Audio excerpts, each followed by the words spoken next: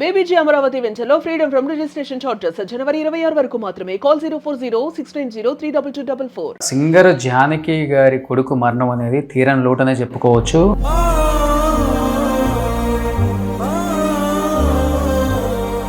ఎలా ఉంటుంది మదర్కి సన్కి బాండింగ్ అసలుకి? ఇప్పుడు కూడా ఒళ్ళు కూర్చుంటాడు, ఆవిడ కన్నా కన్నా అంటూ ఉంటారు అనమాట. పిలిచి పిలిచి ముద్దు పెట్టుకొని మాట్లాడుతూ ఉంటారు. బట్ జానకంతో మాట్లాడే ప్రయత్నం చేశారండి ఏమన్నా? నేను చేయలేదండి. ఇప్పుడు ఆయన హాస్పిటల్లో ఉన్నప్పుడు కానీ లేదండి, అసలు తెలియదు కదా. అసలు వాడు హాస్పిటల్కి వెళ్ళినట్టు కూడా తెలియదు, ఎవరికి తెలియదు, ఎవ్వరికి తెలియదు.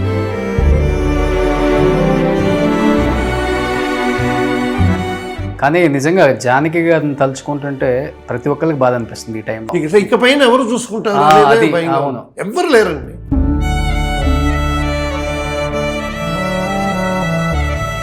Hi, hello, welcome to Suman TV. నేను మీ రోషన్. సో ప్రస్తుతం నాతో పాటు ఉన్నారు మ్యూజిక్ డైరెక్టర్ సాలూరి వాసురావు గారు. ఎందుకంటే నిజంగా సింగర్ జానకి గారి కొడుకు మరణం అనేది తీరని లోటనే చెప్పుకోవచ్చు. ఆమె కుటుంబానికే కాదు, ఆమెను ప్రేమించే కొన్ని కోట్ల మంది కుటుంబాలు డైజెస్ట్ చేసుకోలేకపోతున్నారు. ఎందుకంటే ఆమెకి పెళ్ళైన చాలా తక్కువ టైంలోనే భర్త చనిపోవటం, తర్వాత మనవరాలు చనిపోవటం, తర్వాత మేనల్లుడు చనిపోవటం, తర్వాత కొడుకు, అంటే ఆమెకి సర్వం కొడుకే అన్నమాట. సో అతను లేకుండా ఎప్పుడు కూడా కాలు కూడా బయట పెట్టిన వ్యక్తి కాదు. అంత గొప్ప సింగర్. నిజంగా ఎలా ఉన్నారు ఏంటి అనేది కొన్ని కోట్ల మంది మది కొట్టుకుంటుంది. ఆమెను ఒక్కసారి చూడాలి అసలు టీవీలో అయినా కానీ. ఇంతవరకు ఆ న్యూస్ గురించి ఎవరు కూడా కవర్ చేయలేదు. For the first time Suman TV దాని మీద స్టార్ట్ చేసింది అనమాట కథనం. ఎందుకంటే తెలియాలి, వాళ్ళ ఫ్యామిలీ గురించి ఎవరికి తెలియదు. ఆమె ఎప్పుడు కూడా మీడియాకి చాలా దూరంగా ఉంటారు. అసలు ఎందుకు దూరంగా ఉంటారు, అసలు ఆయన దూరంగా ఉంచుతారని కొంతమంది చెప్తుంటారు. అసలు ఆయన ఎందుకు చనిపోయారు, కొన్ని కారణాలు ఏంటో వాసురావు గారి మాటల్లో తెలుసుకుందాం. నమస్తే సార్. నమస్తే రోషన్. నిజంగా మరణం చెప్పగానే ఒక చిన్న న్యూస్ వినగానే ఫస్ట్ అందరూ ఫేక్ అనుకున్నారు.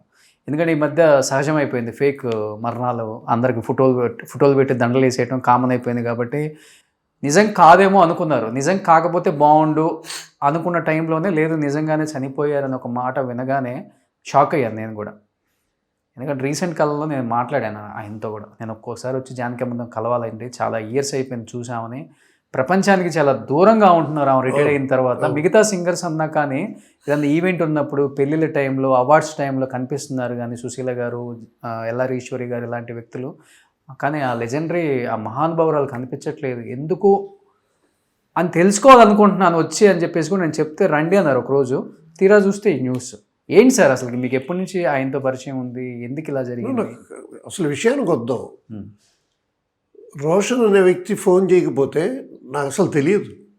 నేను రికార్డింగ్లో ఉన్నాను అనమాట. ఇది Shri Venkateswara recording project TTD వాళ్ళది జరుగుతుంది, అక్కడ రికార్డింగ్లో ఉన్నాను. నువ్వు ఫోన్ చేసి ఇలాగా వాసు గారు ఒక బయట పంపించారు, మీరు జూమ్లో కానీ చేసినా పర్వాలేదంటే ఏంటంటే అసలు ఏం విషయానికి రారు ఏంటంటే అంటే అదేంటి తెలీదా మీకు, ఇంత పెద్ద విషయం మీకు తెలీదా అని. నేనేమనుకున్నాను, జానకి అనగానే జానకి గారేమో అనుకుని అక్కడే నాకు ఒకలాగా అయిపోయింది అనమాట. కాదు సార్, జానకి గారు అబ్బాయి కృష్ణ గారు పోయారు, మురళీకృష్ణ పోయారు అంటే షాక్ అయిపోయాను నేను. దాంతో ఇంకే రికార్డింగ్ చేస్తాను.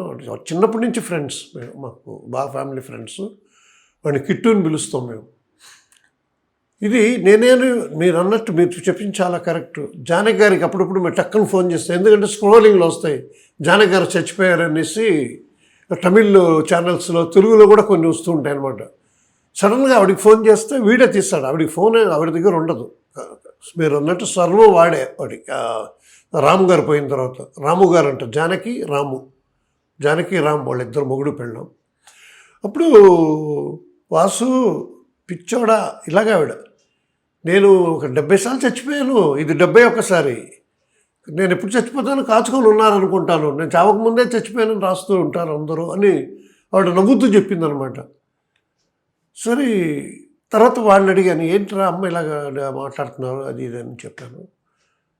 ఇప్పుడు వాడు పోయిన న్యూస్ రాగానే ఇంకా వైండప్ చేసేసి మిమ్మల్ని వచ్చేమన్నాను నేను. లేకపోతే మిగతా ఎవరైనా అయితే జూమ్లోనే మాట్లాడేస్తాను అనేవాడిని. లేదు రోషన్ నువ్వు చాలా బాగా చేస్తావు, ఇంకా బాగా ఎదురుగా కూర్చుంటే ఇంకా చాలా విషయాలు జానకమ్మ గురించి వాళ్ళ ఫ్యామిలీ గురించి అన్ని మనం చెప్పుకోవచ్చు. తెలియదు అసలు వాళ్ళ ఫ్యామిలీ చాలా గురించి ఎవరికి కూడా. తెలియదు. దానికి కారణం ఆవిడేనండి. ఆవిడ ఎక్కువ ఎవరితో మూవ్ అవ్వలేదు. సడన్గా ఆవిడ ఏంటంటే ఇప్పుడు ఎక్కడ ఉంటున్నారో ఎవరికి తెలియదు.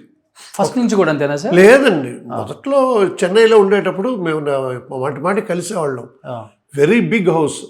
అలాంటి ఆవిడకి ఉన్నంత పెద్ద ఇల్లు ఇండియాలో ఏ సింగర్కి లేదు. ఓకే, ఇండియాలో ఏ సింగర్కి లేదు. పెద్ద విల్లా అనమాట. వీళ్ళు ఉండేది ఇద్దరు. భర్త మామూలు ఒక ఇంట్లో టీనగర్లో, చెన్నైలో టీనగర్లో ఉన్న ఇంట్లో ఉన్నప్పుడే పోయారు. సారీ, సీతమ్మ కాలనీ అని ఆల్వార్పేట. మీరు మా ఇంటికి వచ్చారు కదా, అవునవును. మాకు ప్యారలల్ స్ట్రీట్స్, 3 ప్యారలల్ స్ట్రీట్లో దీంట్లో జానకమ్మ ఉండేవారు. ఆవిడ కచేరీలకంతా మేము వెళ్ళేవాళ్ళం, అక్కడ రిహర్సల్స్. అలాగా అప్పుడు ఇతను ఏంటంటే ఆడిటర్, సిఏ చేశాడు. సిఏ చేసి ఆడిటింగ్ సిఏ అంతా ఫినిష్ చేసాడు. అమ్మ వాళ్ళ నాన్నగారు బతుకున్నంత వరకు వాళ్ళ అమ్మకి వాడికి సంబంధం లేదు. అంటే వాడి పనులు వాడు చేసుకుంటూ ఉండేవాడు. రాము గారే కూడా ఎక్కడ రికార్డింగ్కి వెళ్ళినా కూడా రాము గారే వస్తూ ఉంటారు. అయినా ఉండేవారు. అయినా కొంచెం ఎర్లీగానే పోయారు. మరి అంత ఇది కాదు. వీడి పెళ్ళంతా చూశారు, కిట్టు పెళ్ళంతా చూశారు, మురళీకృష్ణ మ్యారేజ్ అంతా చూశారు. ఆ అమ్మాయిని కూడా వాళ్ళు వద్దనుకున్నారు మొదట్లో. తర్వాత ఉమా డాన్సర్ అది ఇది అనగానే, అమ్మ నాకు మురళీకృష్ణ కాదు, నేను జానకమ్మ గారి కోడలు అవ్వాలి నేను, అది ఇది అమ్మాయి ప్రాధాన్యపెడితే అప్పుడు మురళీకృష్ణ వాడు లైక్ చేసి నో ఉమా విల్ మ్యారీ, మనం పెళ్లి చేసుకుందాం అనగానే చాలా గ్రాండ్గా చేశారు. బిడ్డ పుడితే కూడా కడుపులో ఉన్నప్పుడే పేరు పెట్టేశారు. మగవాడైతే ఒక రాగం పేరు, అమ్మాయి అయితే అమృతవర్షిణి. నాకు మనవరాలు పుడితే అమృతవర్షిణి అన్నారు. అదేలాగా ఆ పాపకి అమృతవర్షిణి అని పేరు పెట్టారు. చాలా కాలం అన్నీ బాగా జరుగుతూ ఉన్నాయి. తర్వాత అక్కడ ఈసీఆర్ రోడ్ అంటే అది చాలా ఫేమస్ అనమాట.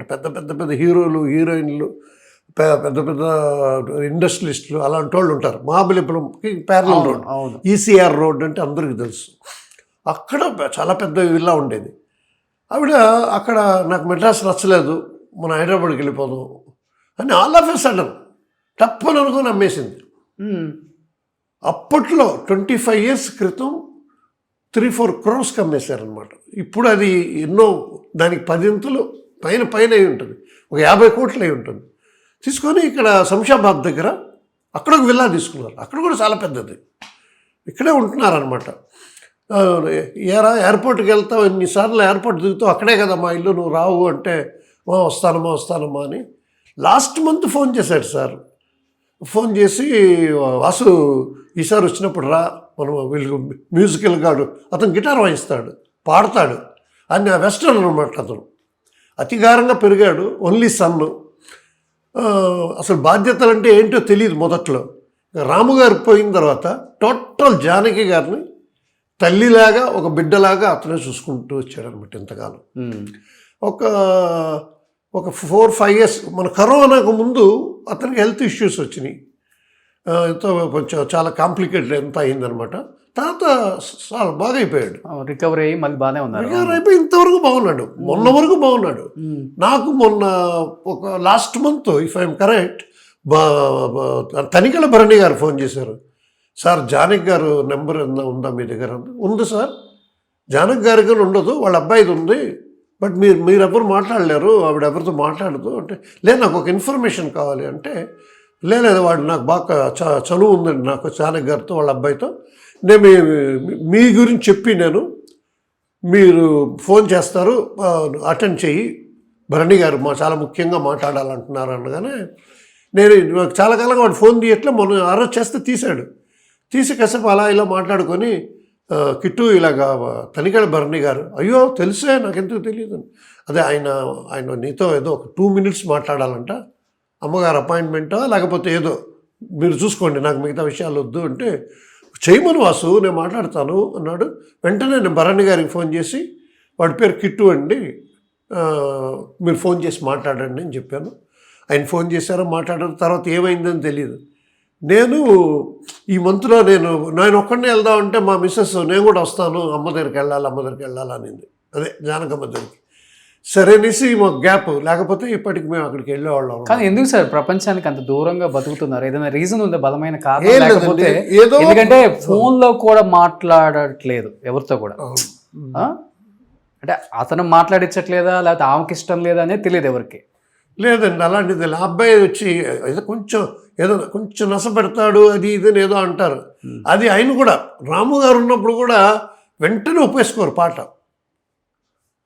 ఆవిడతో పాట పాడడానికి ఒప్పించడం ఎంత కష్టం అంటే అంత కష్టం. ఎన్ని పాటలు ఎవరెవరు పాడారు, ఇప్పుడు నాకు ఇచ్చే పాట ఏంటి, ఏం రాగం, ఏంటి సిచ్యువేషన్ ఏంటి, ఇన్ని అడుగుతారనమాట. ఒప్పేసుకున్న తర్వాత రికార్డింగ్ స్టూడియో నుంచి పాడేసి వెళ్ళరు, అక్కడే ఉండిపోతారు. ఇంత కష్టపెట్టి ఈవిడిని ఒప్పించామే, ఈవిడ ఏంటంటే రికార్డింగ్ ఏం చెల్లదు, నేను వెళ్ళను, నా పాట బాగా నచ్చిపోయింది, నేను ఇంకా పాడాలి అంటారు.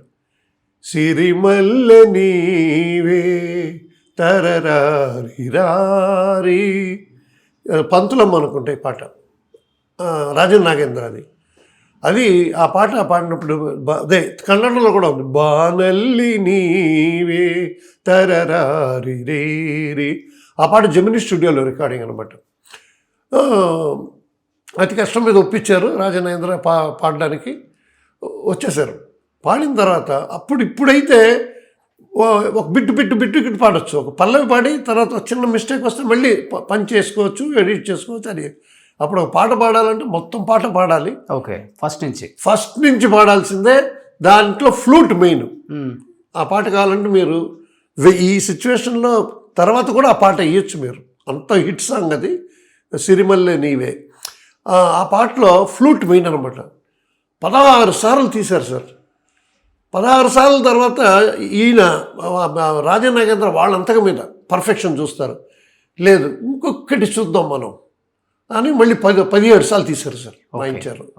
బాలు గారు పాడుతున్నారు. అప్పుడు బాలు ఎక్కువ మాట్లాడేవాడు కాదు, జానకి గారి దగ్గర అంతా చదువు కొంచెం మామూలుగానే వాడు వచ్చే గమ్మున ఉండేవాడు అనమాట. అతను పాడుతున్నాడు. 17 సార్లు అయిపోయింది సార్. 17వ అయిపోయిన తర్వాత ఓకే అనుకున్న టైంకి జానకమ్మ వాళ్ళ కోసం ఇన్ని స్టేకులు తీశారు, నాకు ఒక్క చోట చిన్న ఒక ఐడియా ఇప్పుడు వచ్చింది, నేను ఇంకో టేక్ తీయండి అని. సరే నీ పాట అవ్వగానే బాలు ఓకే అనేసాడు, బాలు అనేసాడు.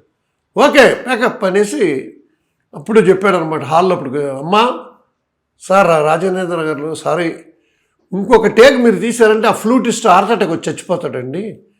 18 సార్లు 5 నిమిషాల పాట, అన్ని సార్లు ఎలా వాయిస్తారు సార్ ఫ్లూటు అంటే అప్పుడు లేవు కదా. ఇప్పుడైతే మళ్ళీ వాయించుకోవచ్చు ఫ్లూట్, ఎన్నిసార్లైనా ఎక్కడి నుంచైనా వాయించుకోవచ్చు. ఇంట్లో కూర్చోబెట్టి వాయించి పంపించేస్తున్నారు ఇప్పుడు మా అందరికీ. సితార్ కానీ, వీణ కానీ, ఫ్లూట్ కానీ, పాడేవాళ్ళు కానీ మేము వాట్సాప్లో పాడి నేర్పించేసి పంపించేస్తే వాళ్ళు పాడి పంపించేస్తున్నారు. ఆ లెవెల్. నేను అలా చేయట్లేదు, నాకు వచ్చి స్టూడియోకి వచ్చే పాడాలి, స్టూడియోకి వచ్చే వాయించాలి. వాళ్ళ వరకు నేను అలా ఫాలో అవుతున్నాను, నాకు నచ్చదు అది. ఇప్పుడు అంత ఈజీ అయిపోయింది అని నేరుగా పూలదండ తీసుకెళ్ళి ఫ్లూట్ వాయించాను. ఆయన పేరు గుణసింగ్ అని ఒక ఆయన అనమాట. ఆయనకి మాల వేసేసి అమ్మ కాళ్ళ మీద పడిపోయి, అమ్మ మిమ్మల్ని పాటలు ఒప్పించటం ఎంత కష్టం, పాడడానికి ఒప్పుకున్నారంటే మళ్ళీ అంత కష్టం అమ్మా, మీరు మమ్మల్ని వదిలి వెళ్ళరు అనేసి అక్కడే ఉండిపోతారు అంతే.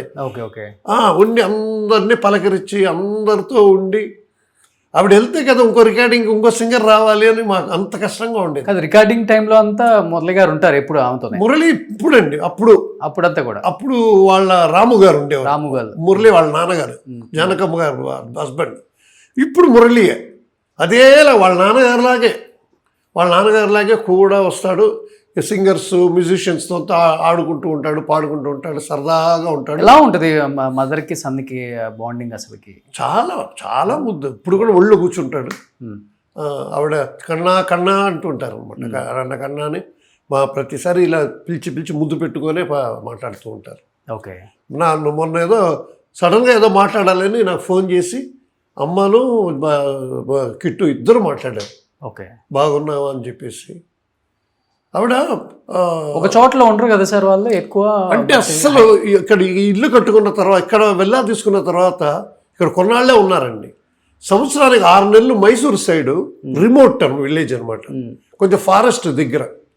అక్కడికి వెళ్ళిపోయి లోన్లీగా, ఆ మధ్య ఫ్రాక్చర్ కూడా అయింది. అవును, మీ టీవీలో కూడా వచ్చింది, నేను చూశాను. అది ఫ్రాక్చర్ అయిందని చెప్పేసి అప్పుడు కూడా అక్కడే అక్కడ తీసుకెళ్ళి రెస్ట్కి తీసుకెళ్ళిపోయాడు. ఆ చోటు నచ్చిపోయింది ఆవిడికి. తర్వాత వైజాగ్లో ఒక 3 months ఉంటారు వెళ్ళి. 9 months away from Hyderabad. Okay, నాకు తెలిసిన ఫస్ట్ నుంచి అలా అలవాటు. ఫస్ట్ నుంచి కాదండి, ఈ మధ్య అండి హైదరాబాద్ షిఫ్ట్ అయినప్పటి నుంచి ఓకే, ఒక 10 సంవత్సరాలుగా అనొచ్చు. ఓకే, 10 సంవత్సరాలు. కానీ ఇప్పుడు మురళి గారికి పెళ్ళి అయిన తర్వాత కొన్ని ఇయర్స్ ఉన్నారా కలిసి? చాలా పెళ్ళి అయిపోయాయి. ఇద్దరు ఇద్దరు పిల్లలకు పెళ్లి చేశారు. తర్వాత చిన్న వాళ్ళకి ఏదో ఇది వచ్చేసి ఆ అమ్మాయి ఏం చేసింది, ఏం పేరు ఏం చెప్పారు, ఉమా కృష్ణ అనేవాడిని నేను. చాలా ఫ్రెండ్లీగా ఉండేవారు. ఇద్దరికి కొంచెం చిన్న ఏజ్లోనే పెళ్లి చేశారు. చాలా జోవియల్గా జాలీగా ఉండేవారు అనమాట. ఆవిడ తమిళ అమ్మాయి. తర్వాత తెలుగు వచ్చేసింది, మన దగ్గరకు వచ్చింది కదా. తెలుగు అంటే బాగా మాట్లాడేది. ఏదో వచ్చి ఓపెన్గా వాళ్ళ అత్తగారి దగ్గర చెప్పేసి నేను అక్కడ డ్యాన్స్ స్కూల్ పెట్టుకుంది ఆ అమ్మాయి. కూచిపూడి డ్యాన్స్ స్కూల్ అకాడమీ పెట్టింది. అక్కడే ఎవరో ఒక డాన్సర్స్తో వాళ్ళతో ఉంటూ వాళ్ళతో పరిచయం అయ్యి ఓపెన్గా చెప్పేసింది, నేను వాడిని పెళ్లి చేసుకుందాం అనుకుంటున్నానంటే, బాగా ఆలోచించి చెప్పు అన్నారు జానకమ్మ గారు. తర్వాత ఒప్పుకున్నారు. తర్వాత అమ్మాయికి సెటిల్మెంట్ కూడా చేసింది అమ్మ జానకమ్మ. అమ్మాయికి ఇవ్వాల్సిన సెటిల్మెంట్ చేసే పంపించారు. ఓకే, హ్యాపీగా వెళ్ళింది. ఇప్పుడు నేను ఆవిడ ఎక్కడున్నదో తెలియదు, ఎక్కడికి వెళ్ళి చూడాలో తెలియదు. కానీ మనవరాలు టచ్లో ఉన్నారు. ఒక మనవరాలు చనిపోయింది, ఒక మనవరాలు యాక్సిడెంట్లో పోయిందని చెప్పారు. ఒక మనవరాలు ఉందండి. ఓకే, ఉంది. కానీ ఇంకా కిట్టు గారు అండ్ జానకి గారే వాళ్ళిద్దరే. వాళ్ళకి ఎవరంటే మొత్తం ఫాన్స్, అభిమానులు చూసుకుంటున్నారు. వాళ్ళు అభిమానుల దగ్గర ఉంటుంది ఆవిడ, అంతే. కానీ ఎందుకు సార్ జానకి గారికి పెద్దగా ఈవెంట్స్కి తర్వాత రిటైర్డ్ అయిపోయిన తర్వాత కూడా హైదరాబాద్లో ఏ అవార్డు ఫంక్షన్కి కూడా రారు, ఇన్వైట్ చేసినా రారు. ఆమెకి పద్మభూషణ్ పద్మశ్రీ ఇచ్చే టైంలో కూడా వద్దని ఆమె రిజెక్ట్ చేశారు. పద్మశ్రీ వద్దని ఎప్పుడో చెప్పేశారు. నేను డబ్బులు ఇచ్చి చేసి పాటలు పాడాను, నేను ఫ్రీగా చేసింది కాదు కదా అని ఆమె స్టేట్మెంట్ ఇచ్చారు. అంటే అది కాదు మెయిన్గా ఆవిడకి. ఆవిడ అంత పెద్ద నీలీల పాడేది వేళ ఉంది. ఆ పాట పాడిన తర్వాత అప్పుడే ఇచ్చేవాళ్ళు ఆవిడకి. ఆ పాటలో ఎవరు పాడలేరు. ఓకే, అలాంటి పాట పాడిన ఆవిడకి ఇవ్వకుండా తర్వాత జూనియర్లకంతా ఇచ్చారు. తర్వాత ఆవిడకి ఇచ్చినప్పుడు ఇంత అర్థయ్యి నాకు ఇప్పుడు ఇచ్చే, నాకు ఎప్పుడో రావాల్సింది, అప్పుడు ఇవ్వలేదు, ఇప్పుడే గుర్తొచ్చానా నేను. I don't need your award అని చెప్పేసింది, గవర్నమెంట్కి చెప్పేసింది. ఓకే, ఓకే, చాలా ఫ్రాంక్గా మాట్లాడతారు. బట్ కిట్టు గారు ఏంటి వ్యక్తిగతంగా ఎలా ఉంటారు అసలు, ఏంటి ఏం బిజినెస్ చేస్తుంటారు? ఇదండి చార్టర్డ్ అకౌంటెంట్. ఇప్పుడు అది పని లేదు, వాళ్ళ అమ్మగారితోనే ఉంటాడు. స్టైలిష్గా ఉంటారు, హెయిర్ పెంచుతాడు, మోడర్న్గా ఉంటాడు. చాలా మంచివాడు, చాలా పెద్దలంటే మర్యాద అన్నీ ఉంటుంది. కొంచెం వాళ్ళ అమ్మ ఇన్ఫ్లుయెన్స్ వాడికి కూడా వచ్చింది. తర్వాత కొన్నాళ్ళు మాకు వాట్సాప్ గ్రూప్ ఉంది, ఇప్పుడు కూడా ఆ నెంబర్ ఉంది నా దగ్గర. నేను మొన్న పంపించాను, జానకమ్మ ఒక దేవుడి మీద పాడిన పాట ఒకటి వచ్చిందనమాట, చాలా బాగుందని 4 days బ్యాక్ నేను మెసేజ్ పంపించాను. నాకు రిప్లై రాలే. ఎందుకు వీడు మళ్ళీ తిక్కపెట్టిందా, వీడు ఎందుకు నాకు మెసేజ్ రిప్లై చేయలేదు అని అనుకుంటూ ఉన్నాను. షాక్ అనమాట మీరు చెప్పగానే నాకు. బట్ జానకంతో మాట్లాడే ప్రయత్నం చేశారండి ఏమన్నా? నేను చేయలేదండి. ఇప్పుడు ఆయన హాస్పిటల్లో ఉన్నప్పుడు కానీ లేదండి, అసలు తెలియదు కదా. అసలు వాడు హాస్పిటల్కి వెళ్ళినట్టు కూడా తెలియదు, ఎవరికి తెలియదు, ఎవరికి తెలియదు. వాళ్ళు తెలుస్తే వాళ్ళ ఫాన్స్ ఉంటారు కదా, ఆ వాళ్ళకే తెలుస్తుంది. ఓకే, ఇంకెవరితో ఇండస్ట్రీలో ఎవరితో టచ్లో లేరు. ఓకే, ఆవిడ బాలుగారు చెప్తారు కదా సార్, బాలుగారు అంటారు మాతో అంతా అన్నాడు. ఆయన ఏ రివ్యూల్లో అన్నాడో లేదో తెలియదు, ఇంటర్వ్యూస్లో చెప్పాడో లేదో. నేను ఇంత బాగా పాడగలుగుతున్నానంటే జానక్ గారు, సుశీల్ గారు. నాకు జానక్ గారే ఇప్పుడు మ్యూజిక్ డైరెక్టర్ నేర్పిస్తాడు పాట. ఒక పాట ఉందనుకోండి, మ్యూజిక్ డైరెక్టర్ ఇలా పాడాలి, ఈ పాట ఇలాగని ట్యూన్ చెప్తాడు. ట్యూన్ పాడుతున్నప్పుడు బాలు ఏ అంటారు, బాలు ఈ చోట ఈ సంగతి ఆ సంగతి అని నేర్పించారు జానక్ గారు. ఓకే, ఆయన ఇప్పుడు నాకు ఎన్నోసార్లు చెప్పాడు. ఆయన వచ్చి చిత్రా గారికి నేర్పించాడు. ఓకే, ఇవాళ చిత్రా గారు పాడుతున్నప్పుడు అది ఒకటే అంటుంది, మా గురువు అయిన బాలు జయదాస్ గారే తీసుకొచ్చారు ఫీల్డ్కి చిత్రాన్ని. బాలు గారు జానకమ్మ గారి దగ్గర నేర్చుకున్నవన్నీ చిత్రాకి నేర్పించాడు. ఓకే, అలాగనమాట. బట్ మురళి గారు ఎప్పుడు సింగింగ్ సైడ్ రాలేదు అసలు. లేదు రాలేదు. ఆ?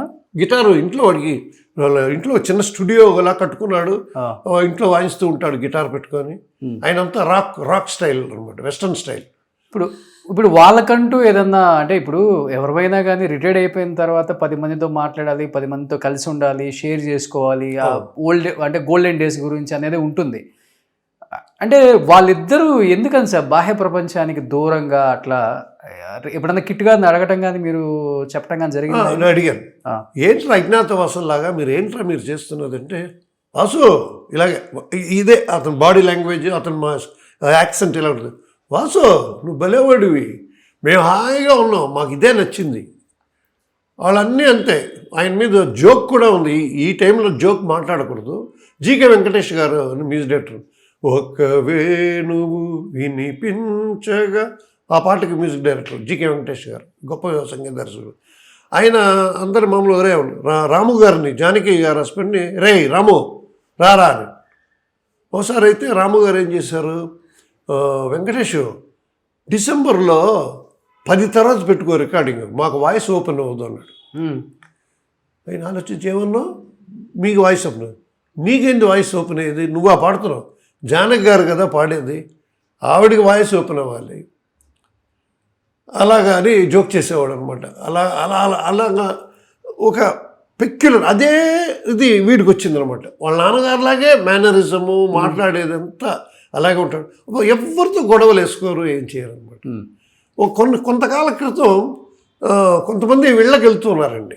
మా ఇంటికి కూడా వచ్చే ఇది కూడా ఉంది, యాక్చువల్గా రావాలి మా ఇంటికి. ఆ లోపు ఫ్రాక్చర్ అయ్యింది, ఆ మైసూరుకి తీసుకెళ్ళి రెస్ట్లో ఉంచాలనేసి అక్కడ ఉంచారు. అక్కడ అలవాటు నచ్చిపోయింది వాళ్ళకి. ఓకే. మాధవ్ బిన్ సురేష్ తెలుసు కదా మీకు? అవును. అతని ఇంటిలో ఎప్పుడైనా 2-3 నెలలకు ఒకసారి వెళ్ళి కాఫీ అంతా తాగేసి 2 సార్లు స్టే చేసి కూడా వచ్చారు. అతను బంధువు అని చెప్తూ ఉంటాడు, నాకు తెలియదు ఆ విషయం. బట్ జానకి గారు మాధవ్ బిన్ సురేష్ ఇంటికి వెళ్ళడం, అక్కడ స్టే చేయటం నాకు తెలుసు. నాకు కిట్టు కూడా చెప్పాడు. ఓకే. అసలు తెలుసా నీకు, మేము మా సురేష్ ఇంట్లో ఉన్నాం 2 రోజులు అని ఒకసారి ఫోన్ చేసి చెప్పాడు అనమాట. ఓకే. కానీ నిజంగా జానకి గారిని తలుచుకుంటుంటే ప్రతి ఒక్కరికి బాధ అనిపిస్తుంది ఈ టైం. చాలా బాధ అండి. ఎందుకంటే ఇకపైన ఎవరు చూసుకుంటారు, ఎవ్వరు లేరండి.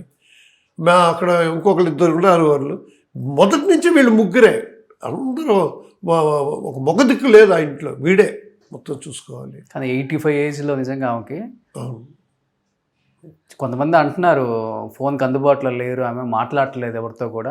అప్పుడే బాగున్నప్పుడే మాట్లాడట్లేదు, ఇప్పుడు ఈ టైంలో ఎవరిని ఫోన్ తీస్తారు ఆవిడ అంటే డిప్రెషన్ అయిపోయారు అంటే. కానీ ఇండస్ట్రీ నుంచి కూడా ఎవరు వెళ్ళే అది కూడా కనిపించట్లేదు. ఎందుకంటే మైసూర్ అనేసరికి ఒక ఫ్లైటే అవైలబిలిటీ ఉంది. మార్నింగ్ ఏదో కొంతమంది ఈ మార్నింగ్ ఫ్లైట్కి వెళ్ళారంటే, కానీ ఈరోజు ఈవినింగ్ అయిపోతుందని చెప్పేసి అన్నారు. ఓహో. కానీ తెలుగు నుంచి తక్కువ ఉంటుంది. అవును, తెలుగు నుంచి తక్కువ. కానీ అసలు న్యూసే ఎక్కడికి రాలేదు బయటికి. పాపం టి సుబ్రహ్మణ్యరెడ్డి గారు కూడా ఒక పెద్ద ప్రోగ్రామ్ చేశారు జానకి గారికి వైజాగ్లో. ఎవ్రీ ఇయర్ ప్రోగ్రామ్ చేసేవాడు అనమాట. అది మా మ్యూజిక్ నేనే కండక్ట్ చేశాను. ఆ రోజు కూడా చాలా దానికి ఎంత రిహర్సల్స్ అంతా చేయించారు ఆ పర్ఫెక్షన్ కోసం. చాలా పర్ఫెక్షన్ చూస్తారు జానకి గారు. అవన్నీ చూసే బాలు కూడా అంత పర్ఫెక్ట్గా. కానీ కొంతమందితో షేర్ చేసుకునే వాళ్ళంట కదా, కొంచెం హెల్త్ బాగుంటలేదు, జరగరాంది ఏదన్నా జరిగితే మేబీ నా తర్వాత ఎవరు చూసుకునే వాళ్ళు లేరు, ఇంకెవరు లేరు కుటుంబంలో, కాబట్టి అమ్మ ఒక్కతే 85-86 ఏజ్లో ఇబ్బంది పడుతుంది, ఎవరో ఒకళ్ళు అమ్మకి తోడుగా ఉండండి, సపోర్ట్ చేయండి, అప్పుడప్పుడు వచ్చి కలిసిపోతూ ఉండండి, ఇలా చెప్పారని కొంతమందికి అన్నారు. బట్ నాతో ఎప్పుడు చెప్పలేదు. వాళ్ళతో ఎవరు క్లోజ్గా ఉంటున్నారో కూడా మాకు తెలియదు. అవునా? తెలియదు. నేను ఇప్పుడు ఈ మధ్య సుశీల్ గారి ఇంటికి చాలాసార్లు వెళ్ళొచ్చాను. ఆవిడ సడన్గా రాత్రి 11 గంటలకంతా ఫోన్ చేస్తున్నారు. ఇప్పుడు సుశీల గారు వాసుబాబు అంటారు నన్ను. వాసుబాబు నాన్నగారు పాట విన్నాను, నువ్వు గుర్తుకొచ్చేసావు నాకు అని ఒక 10 నిమిషాలు మాట్లాడతారు ఫోన్లో. మొన్న ఇంటికి రమ్మన్నారు, ఇంటికి వెళ్ళి నేను నా మిస్సెస్ అంతా వెళ్ళి హాఫ్ డే అక్కడ స్పెండ్ చేసి వచ్చాం. అక్కడ ఎవ్వరు లేరు, ఆవిడ ఒకరితో ఉంటారు. ఏంటి వీళ్ళకంతా సరస్వతి కటాక్షం ఉన్నవాళ్ళు వీళ్ళంతా ఇలా అయిపోతున్నారని ఒక బాధ నాకు. కానీ వాళ్ళందరికీ ఎవరికి కూడా జానకమ్మ టచ్లో లేరా? సుశీలమ్మకి లేరు. అయ్యో లేరు. సుశీల్ గారి పరిస్థితి కూడా అలాగే ఉంది. వాళ్ళ అభిమానులు వచ్చి చూసుకుంటున్నారు అక్కడ మెడ్రాస్లో. మీరు హైదరాబాద్కి అప్పుడప్పుడు వస్తున్నారు కదా, అవును. ఏదో కొన్ని ఫంక్షన్లకు ఎవడన్నా వస్తున్నారు, ఈవిడ ఎక్కడికి రాలేదు. ఆమె ఎల్లారీశ్వరి గారు కొన్ని ఫంక్షన్స్కి వస్తున్నారు, అవును, అడపదడప కనిపిస్తూనే ఉన్నారు. ఈమె కూడా సంతోషం అవార్డ్స్కి చిరంజీవి గారు ఈమె సత్కారం చేసి ఒక స్టెప్పులు వేసి చాలా మంచిది. ఆ రోజు కూడా అప్పుడే బయటికి రావటం ఆమె. ఆ తర్వాత ఎవరు చూడలేదు ఆమె. ఆ రోజు వీళ్ళిద్దరు ఇంటరాక్షన్ కూడా చాలా బాగుంది. అవును, చిరంజీవి గారు జానకమ్మది. అవును. ఏం చెప్పాలనుకుంటున్నారు జానకి గారిని ప్రేమించే కొన్ని కోట్లాది మంది ప్రేక్షకులకి మీ మ్యూజిక్ ఫెటర్నిటీ నుంచి? డెఫినెట్గా నేను ఇప్పుడు మనం వెళ్ళి కలవాలండి ఆవిడ్ని. నేను డెఫినెట్గా వెళ్ళి కలుస్తాను.